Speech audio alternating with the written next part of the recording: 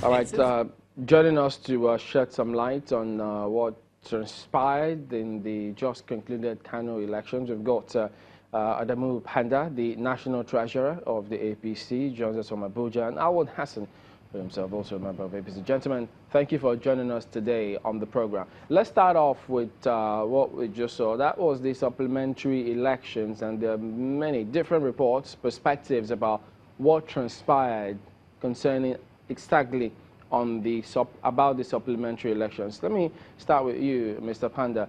From your impression, because for those who say that there was violence, thuggery, vote buying, in fact, they requested a cancellation of that supplementary elections. Do you share their view? Well, thank you very much for inviting me to appear. And I don't know whether you can hear me. It's like I have lost your voice. But first of all, let me say there is no point, no reason for anybody to call for the cancellation of the rerun, because it was the most transparent, certainly the most credible and fair rerun election that you had. We have to situate the election within the context of what happened and why it happened. You see, Kano has a huge population of like 15 million people, and you have a rerun where 141,000 people will literally determine who will become the governor. So certainly the atmosphere must be very charged. But what happened? Anybody that says it was bedeviled with thuggery, with violence, where are the physical evidences of this so-called violence and thuggery? We have to take into cognizance who are the people that are perpetrating this issue of saying there is thuggery and violence. It is the PDP, the Kwankwasia group. But if you look at the antecedent of this group, you will know that this is a group that will resort to all forms of blackmail. 2 years ago, we had a local government election in Kano, where this group lost out. But what did they do? They bombarded the social media with fake news that there was so much underage voting in Kano, to the extent that it became a national issue, and INEC itself had to set up a committee to go and really investigate. And what did INEC find out? That those pictures that they were putting out were pictures that took place 2015, or pictures that were sourced from other countries. Because when we had the local government election, card readers were not even used, because it was conducted by Council, the State Electoral Commission. So coming from the background of a political group that so much rely on this propaganda and what have you, if they had evidences of where this violence and surgery has taken place, they will have bombarded the social media with all these pictures. But let me also say, if you know the trademark of the Kwankwasia group, they always wear red cap. Show me a single picture where anybody wearing red cap was either stopped from voting, or he was molested, or he was killed, or even beaten off. Okay, Mr. Panda, let me ask you, the background. For instance now, I mean, if you say that it was the PDP group that were perpetrating the violence, but you also had several press conferences where PDP said themselves that, look, we are leading with 25,000 votes at the first instance. So does it make sense that if they were leading in the elections, they come and perpetrate violence to stall, or is that not tantamount to shooting themselves in the foot? Why would they do that? Well, first of all, you see, as a politician, we know what the strategies are. PDP was not leading with 25, let me correct you. They were leading with 26,000 votes. Now, when you are going to have a run where you have 141,000 votes to determine the rerun, their strategy is simple. Because they are not popular, remember that Kano is an APC state. You have all the three senators from APC, all 25 members of House of Reps from APC. The president won Kano with over 1 million votes. When you had the governorship election, APC won 30 of the 40 local governments. Today, APC has 27 members of the State House of Assembly. Now, PDP was able to massively rig in 8 local governments. And because of that, they were ahead of APC with 26,000 votes. So what was their strategy? You will have elections where 50% of the votes will be coming from the rural areas, 50 from Kano metropolis. The strategy was, let us as much as possible cause so much violence and crisis so that APC cannot be able to make up those figures, cannot be able to reduce the margin, because what is APC's strategy? We will use the rural areas to make up for the 26, and we will defeat PDP in the metropolis. So it is in the interest of PDP to cause crisis so that the election will not be conducted freely, so that their margin can stand. If I pick up on what you say, you said that the over 1 million votes that the PDP got, they rigged. Do you have evidence for that? I never said PDP rigged.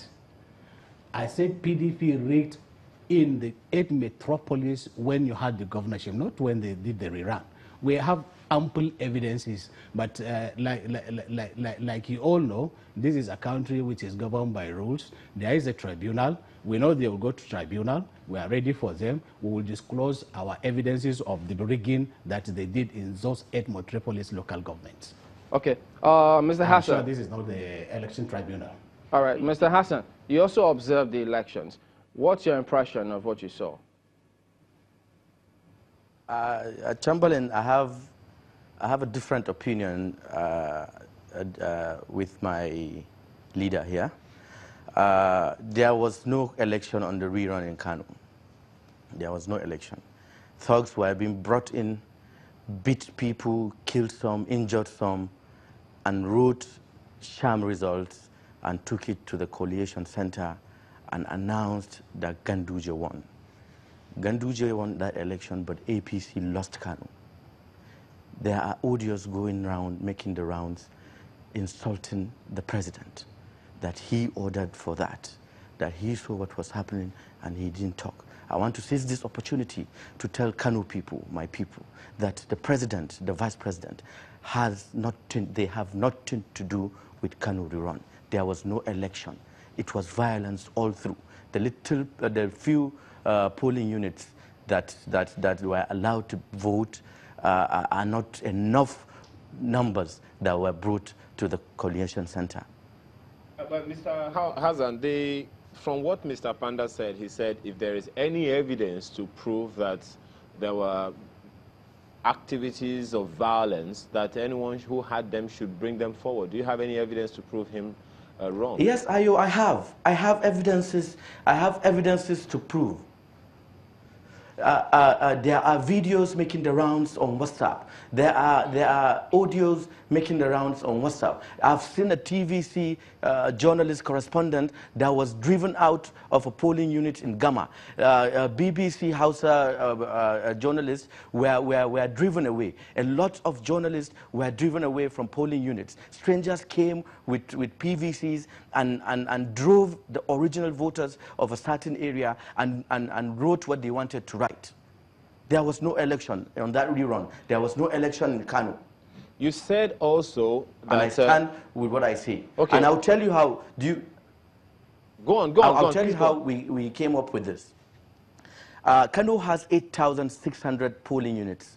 That's 8,600 boxes where people go to vote.